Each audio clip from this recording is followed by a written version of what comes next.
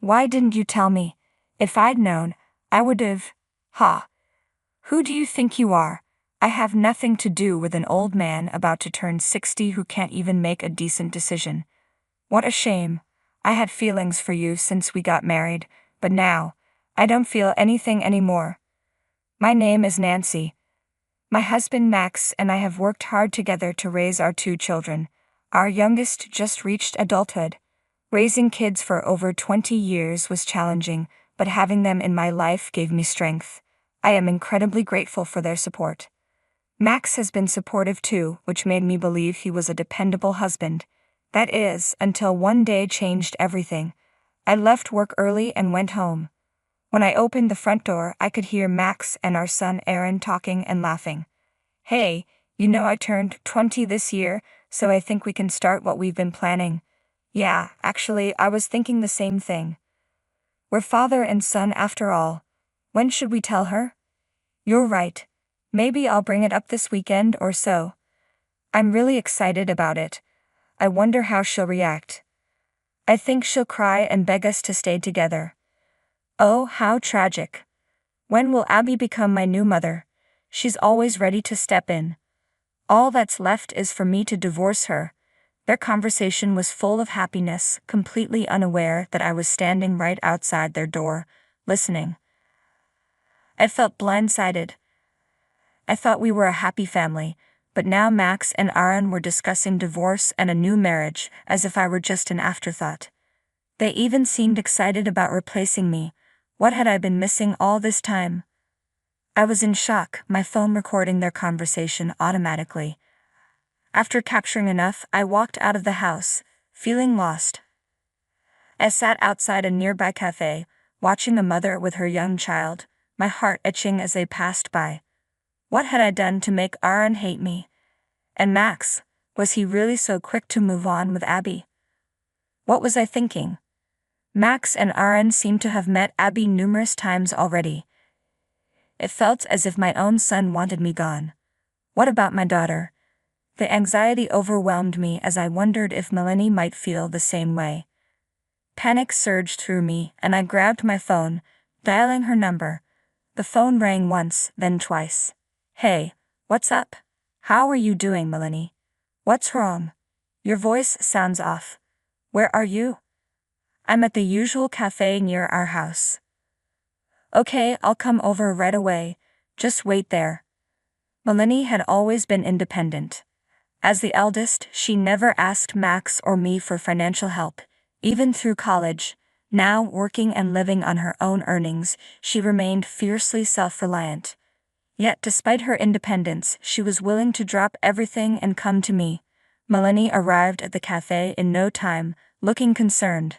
Mom, what happened? I struggled to find the right words, torn between revealing the truth or keeping it hidden. My throat felt tight, and I couldn't decide how much to tell her. Could it be about Dad? Melanie's serious gaze met mine. I nodded, overwhelmed. Hey, Melanie. I'm wondering if there's anything you want me to change or if there's something you don't like about me as your mother, I said hesitantly. Melanie looked at me confused. What do you mean? Well, now that Aaron is 20 and has started his adult life, I finally have more time to focus on myself. I thought it was a good moment to reflect. Melanie stared at me. Mom, no. There's nothing about you that needs fixing. I'm only grateful for you. You and Dad worked equally hard, but it was mostly you who took care of me and Aaron, she added. Really, your father worked hard too, I said, trying to defend him. He just did what was expected. It's only natural to work hard at your job, Melanie replied, but if I think about it, Dad wasn't really involved in family life. He didn't help much with raising us. Melanie's serious expression made me uneasy. What's going on with you and Dad? Tell me everything. I'm not a child anymore, and maybe I can help. Her insistence caught me off guard. What? I'm in shock. I'm in shock too, Melanie said, nodding. But what are you going to do? I suppose I'll have to get a divorce, I admitted reluctantly. Yeah, I think that's the best course of action. Let me hear the recording, she said. Though hesitant, I let Melanie listen to the recording. Her reaction was intense. Can't forgive them for this. Mom, we need more than just the recording. We need concrete evidence. I'll ask my friend for help. For now, stay at my place tonight, Melanie instructed. The next day, Melanie had the day off, and she went out early. I went to work as usual, but Melanie contacted me later. Mom, let's meet up after work and go to the detective agency. All right, thank you. And don't worry, I said, feeling a mix of relief and anxiety. I found a lawyer, Melanie informed me. Okay, I understand. Thank you so much, I replied, feeling a sense of relief. Melanie had swiftly organized everything needed for a smooth divorce process.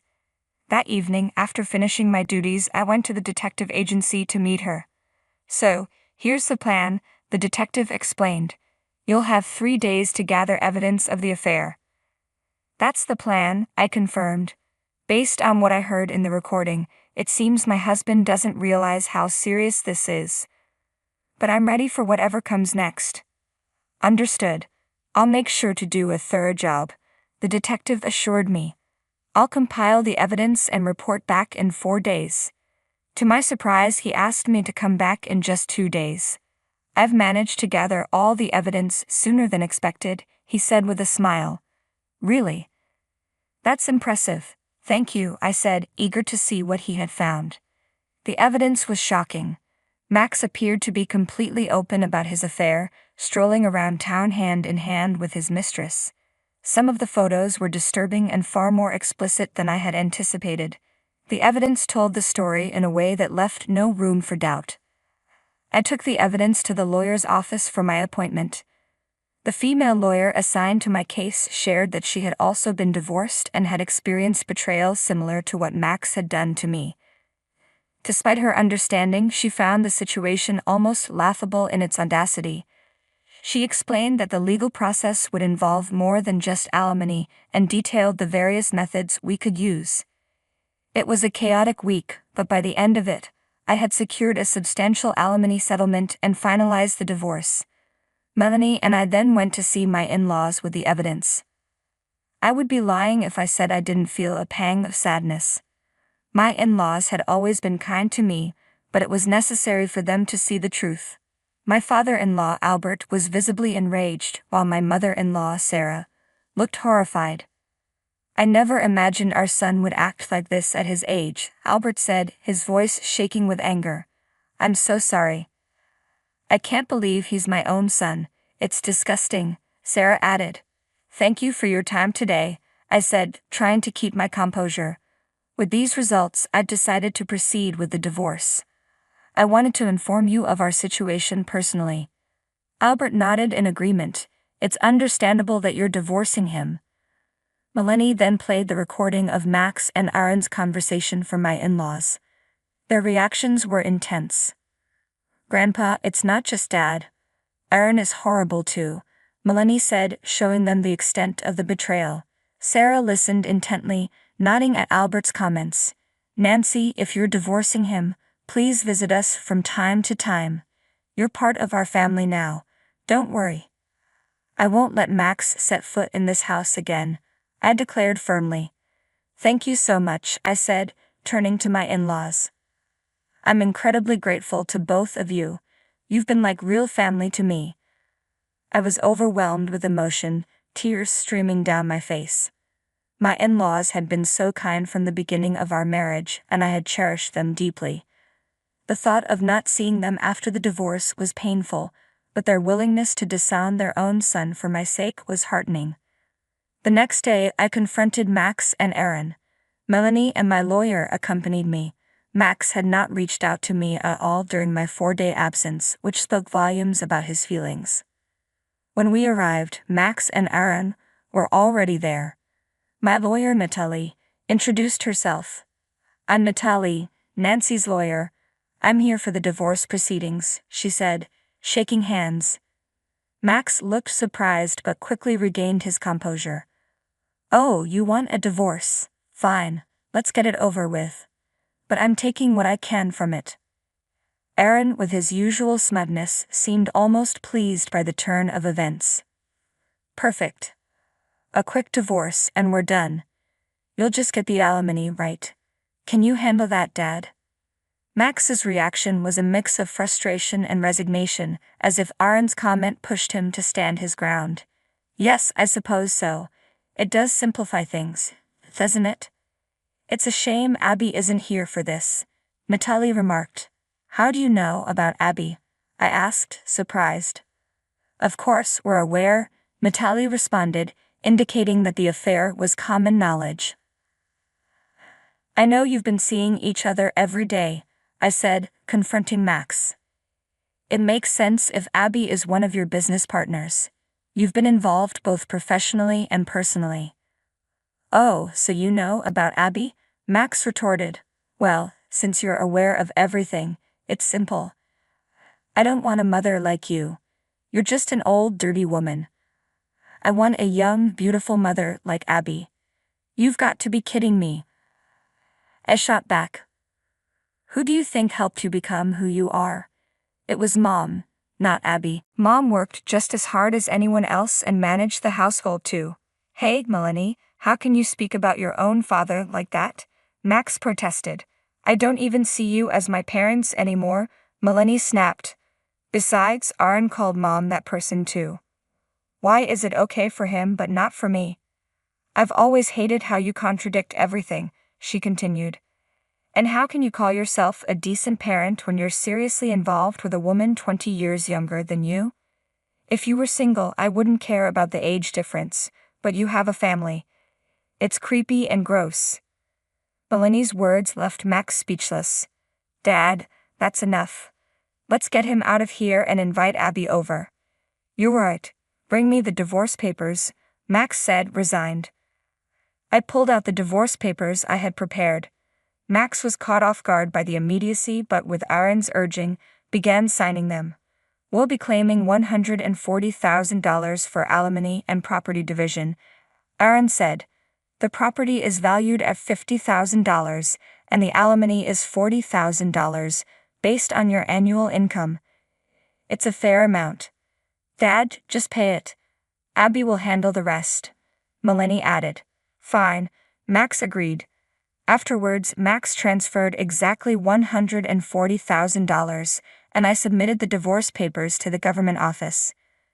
Despite not using the evidence from the detective agency, the divorce was finalized on our terms. Hey Mom, can I have the data?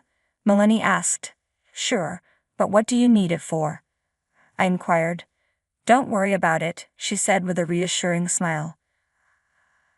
I won't use it for anything bad, I'd assured Melanie, deciding to let her handle the data. A week later, I started receiving angry calls from Max. After work, I finally answered one of his calls and his frustration was evident. What's the meaning of this? He demanded. I'm not sure what you're talking about, I replied. You knew everything, didn't you? Knew about what? Max snapped. About Abby, I said. Are you referring to the fact that you and Aaron are both involved with her, or the truth that Abby being a CEO's daughter is a lie? There was a long pause on the other end of the line. It's disgusting and strange that both a father and son would date the same person, I continued. Shut up, Max yelled. I've also been fired from my father's company. Well, that's not surprising, I said coldly. It's all your fault, and now I can't even reach Abby. Abby got fired too, you know, I added. She was involved in an affair and embezzled company funds. Why didn't you tell me? If I'd known, I would have. Huh, Max interrupted, his voice rising. Who do you think you are? I'd have nothing to do with an old man about to turn 60 who can't even make decent decisions. I used to have feelings for you, but now I don't feel anything. After telling him off, I blocked his contact information. That same day, Aaron persistently called me. Hi Mom. Grandpa won't help me with my tuition fees. You deserve that, I said. Ask your father for help. Well, you see, Aaron hesitated. Dad gave all his money to Abby. I can't even reach Abby anymore, he added. I couldn't help but burst into laughter. Well, yes, I said, she's upset about money and even embezzled from the company. She views her father as just a cash cow. I bet you gave her all the money you earned from your part-time job too. You're a real jerk, I continued, laughing at your own child's misfortune. Yes, I'm a jerk, Max admitted. And I take part of the blame for how you turned out. At least I did you a favor by divorcing your father. Then pay for my tuition if you're a parent, Aaron demanded. It is my duty, I said. But since I'm a jerk, I'm not giving you any money. With that, I hung up the phone. I couldn't bring myself to block Aaron's contact, hoping that someday he might reflect on his actions and we could talk again. Later, I found out that Aaron had taken a job and distanced himself from his father. My parents-in-law informed me that Max had gone missing. He used to visit them frequently asking for money, but then he suddenly disappeared. Now nearing 60, I'm focused on living a healthy life and preparing for the arrival of my grandchild. My new chapter is starting brightly. It's clear that Max and Aaron were both duped by a gold digger. I hope Max reflects on his actions and realizes that the money he lost was part of his own tuition fees. Thank you for watching until the end. Please subscribe to our channel, and see you in the next video.